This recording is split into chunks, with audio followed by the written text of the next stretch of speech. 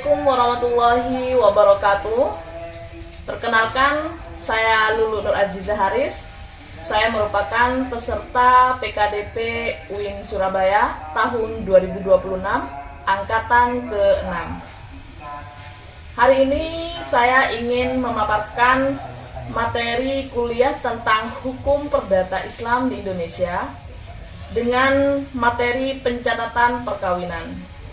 Sebelum kita membahas tentang pencatatan perkawinan secara mendalam, perlu kiranya kita mengetahui apa sih pengertian dari perkawinan. Pengertian perkawinan. Perkawinan menurut Undang-Undang Nomor 1 Tahun 1974 diatur di dalam pasal 1. Perkawinan ialah ikatan lahir batin antara seorang pria dengan seorang wanita sebagai suami istri dengan tujuan membentuk keluarga atau rumah tangga yang bahagia dan kekal berdasarkan ketuhanan yang Maha Esa. Selanjutnya kita memasuki unsur-unsur perkawinan dari pengertian undang-undang tersebut. Pertama, yaitu ikatan lahir batin. Kemudian kedua, hubungan seorang pria dan seorang wanita. Ketiga, sebagai suami istri. Keempat, tujuan perkawinan. Kelima, berdasarkan ketuhanan yang Maha Esa. Dari unsur tersebut terdapat salah satu unsur di mana menyebutkan bahwasanya sebagai suami istri, ikatan antara seorang pria dengan seorang wanita dapat dipandang sebagai suami istri bila ikatan mereka itu didasarkan pada suatu perkawinan yang sah.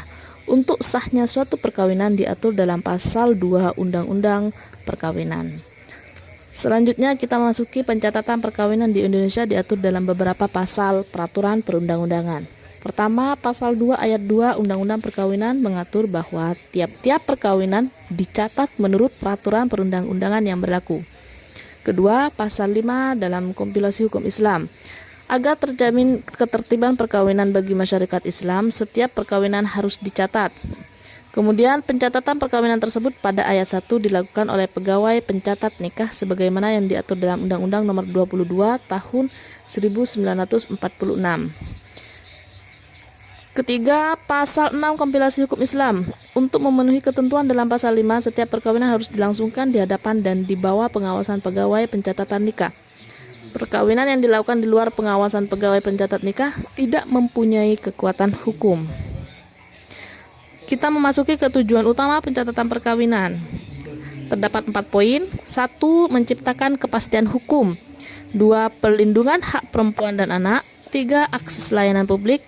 Keempat adalah ketertiban administrasi negara.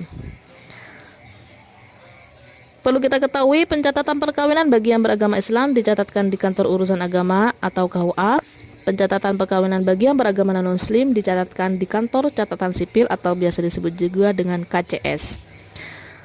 Selanjutnya, akibat hukum tidak dicatatnya perkawinan. Terdapat 3 poin. Pertama, perkawinan dianggap tidak sah. Kedua, meski perkawinan dilakukan menurut agama dan kepercayaan, namun di mata negara perkawinan Anda dianggap tidak sah jika belum dicatat oleh kantor urusan agama atau kantor catatan sipil. Ketiga, anak hanya mempunyai hubungan perdata dengan ibu dan keluarga ibu. Setelah melihat materi yang sudah saya paparkan barusan mengenai pencatatan perkawinan, jadi dapat disimpulkan bahwasanya pencatatan perkawinan sekalipun bukan merupakan syarat sahnya suatu perkawinan, akan tetapi pencatatan perkawinan itu memegang peranan yang sangat penting dalam suatu perkawinan. Karena pencatatan itu merupakan syarat diakui atau tidaknya suatu perkawinan oleh negara. Hal ini membawa konsekuensi hukum bagi yang bersangkutan. Mungkin cukup sekian materi mengenai pencatatan perkawinan.